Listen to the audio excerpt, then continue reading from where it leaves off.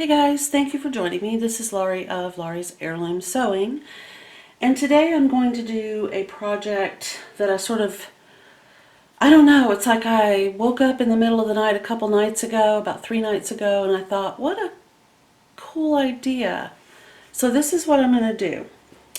I love these two fabrics together, and as everybody knows, I love Stitch and Sparkle.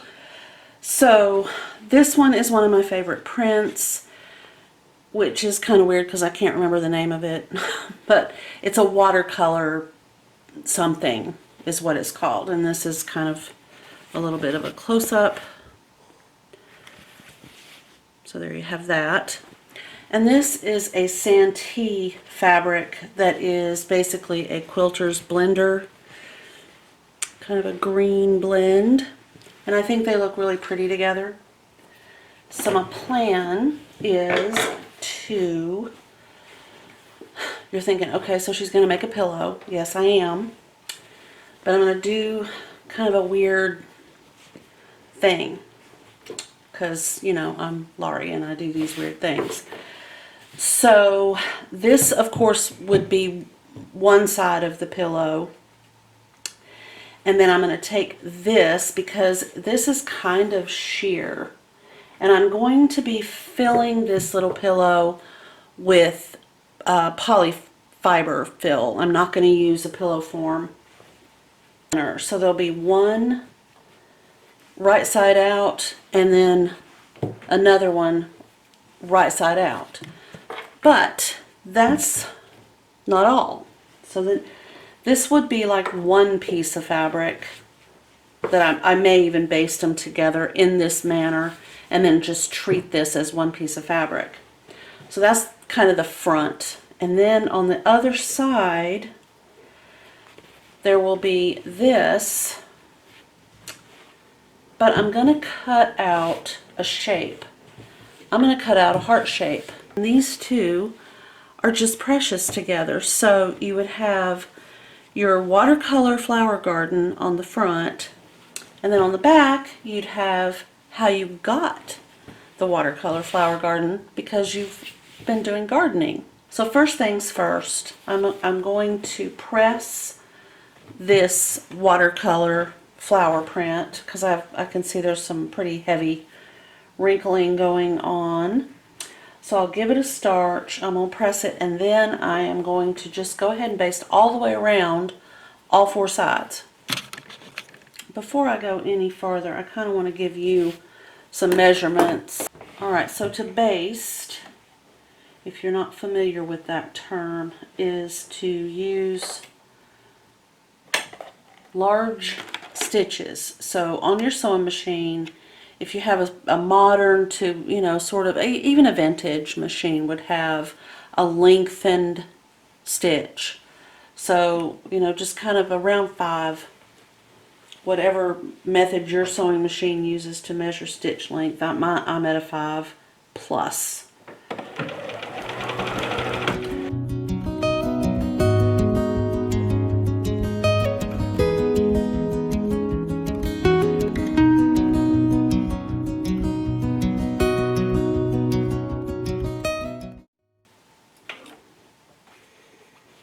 Okay, so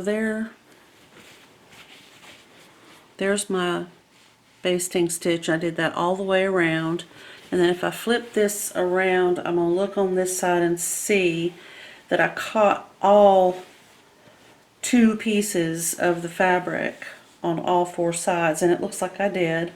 But I mean, I can clearly see that I need to square this up. So I'm going to take care of that in a moment.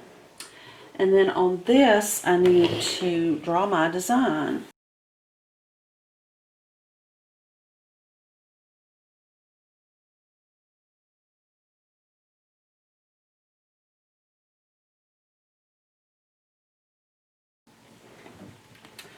And I'll just kind of pin out in the field because I'm actually just going to be stitching around the heart shape.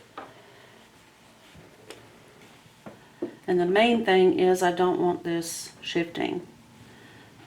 I also don't want to stab myself. I almost cut my finger off the other day.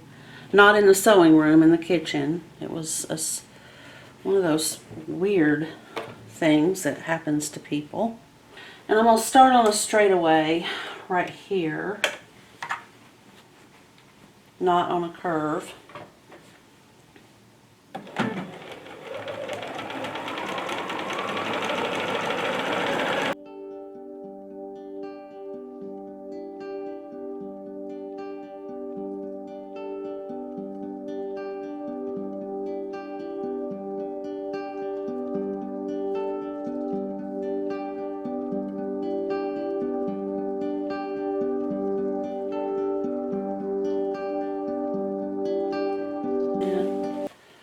Just make a small little cut. Try not to cut anything else. Just fold it over on itself like this. And do like that. And then we're just going to cut out this heart shape.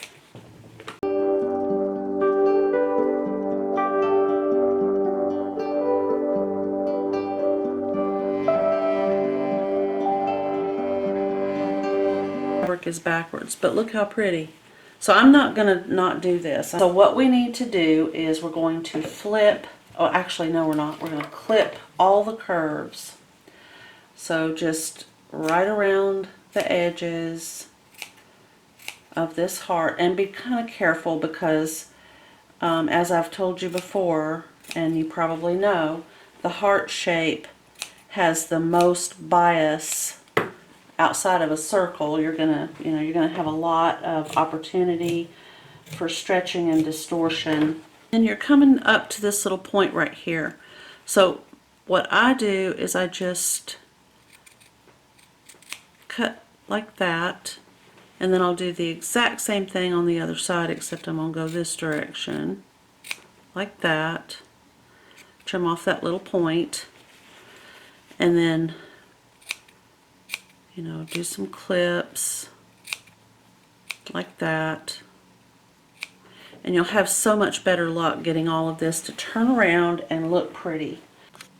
Okay, so here we are, pressed to the side that I'm using anyway. If you had the exact same fabric and you had put your fabrics right sides together, then yours would be different from mine. But I really like the fact that this ended up being muted like that. I think it's a lot prettier, and I'm way happier than, I would have been happy, but this is so cool. Okay, so now I need to cut a piece of this fabric. And again, I'm wondering if I shouldn't cut two pieces to prevent that show through. Let's just see what that would look like. Right, there's one piece. No, I think one's plenty. And I'm going to pin this just like it is. I like the placement. I don't think I need to turn it over. It is an odd mix is what I would call this print. I do need to press it. I can see in the camera that it looks very wrinkled right here. I don't know if that's from here or the fabric. But anyway, the odd mix, what I mean by that is it's not tossed print. It's not directional print. Some of the things are facing up, some are facing down, and some are facing east and west. So it's just kind of a hodgepodgey kind of print. If I'm going to do a decorative stitch, do I want to use a decorative looking thread? Alright, so I have kind of a dark green. No, I think red is out of the question. I have this dark teal. Oh, So this is that peacock thread, and it basically encompasses all of the colors. If you look at the Stitch and Sparkle and the Santee, I think this is the clear winner right here. So right there you can see the straight part is on the left. The straight part is on the left. The straight part is on the left. It's on the left. I think that's the only one that I've got right there. Okay. So when I'm stitching these stitches, I want the straight part on the right. So I have to use this button right here to achieve that mirrored image of the stitch that I'm using. So instead of stitching with this on the left, it will stitch the same stitch but in reverse. So unless I'm doing a zigzag, in which case that's redundant. I don't need to have that engaged. So this here, stitch number 4, if I wanted to use that stitch and I am engaging the mirror image, then the points would be on the left and the flat would be on the right. So everything would be in reverse. So I either choose a stitch that does not require that mirror image, or I have to make sure that I do have it engaged. So I'm kind of thinking I want to do something different than what I did when I made the coasters. I'm almost thinking about the hem stitch. I don't really think I want to use the key. That's a lot of silliness there for this. And I really don't want to do a filled scallop or zigzag. So I think I will do the hem stitch. I think it's pretty and I think it would be appropriate to this project. So for my machine, that is stitch number 13.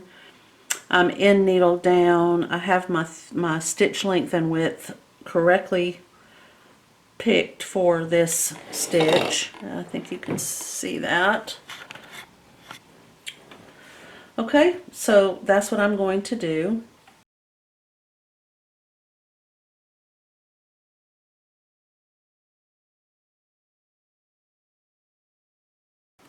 So remember, with variegated thread, you will of course get a variegated look. So you'll have a darker section and then a lighter section and then a darker section and then a lighter section, and that's kind of the way this looks. But for this particular project, I think that's perfect because that's what I have going on in my reverse applique. That heart shape has got some of the darker colors and then the lighter colors. Okay, so the next step now, of course, is to stitch these two right sides together. And I'm going to use the side of my presser foot as my seam guide. So right along this edge right here, I'm going to use something to point with. Right here, my fabric and my sewing machine foot are even. And I'm going to do a back tack and then stitch.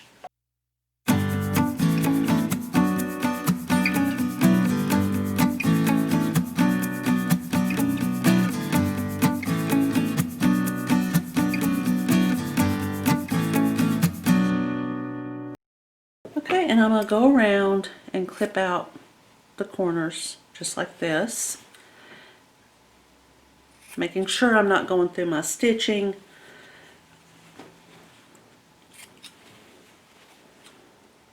That. And then where that opening is, look for my, right here, I'm going to take my scissors, I'm going to trim, and when I get up to where I started and stopped, I'm going to go like that. I'm going to do the same thing on the other side.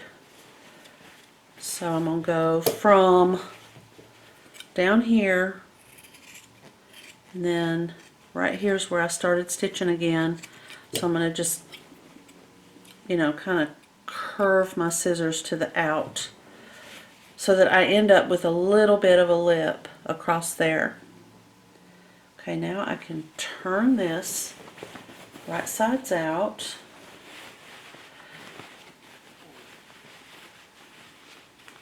Ouch. Oh, gosh. Okay, and we're going to poke out those corners.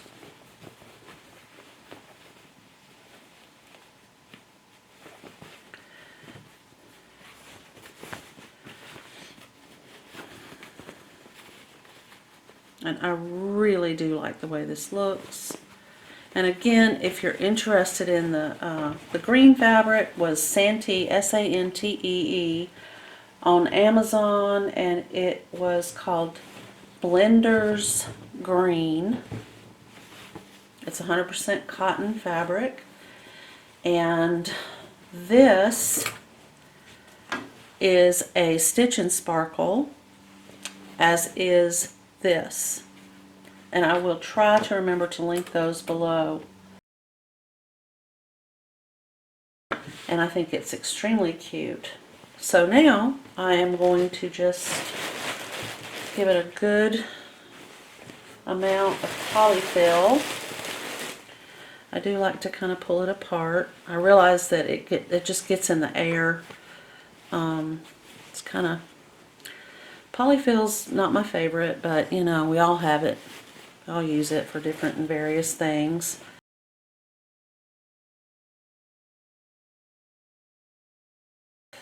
Okay, so as you can see, because I left myself that little divot when I cut this out, if I just pull, it naturally wants to fold right there to the inside, and then I can just hand stitch that closed. I do feel like I need to put a little bit more of the polyfill stuff in there.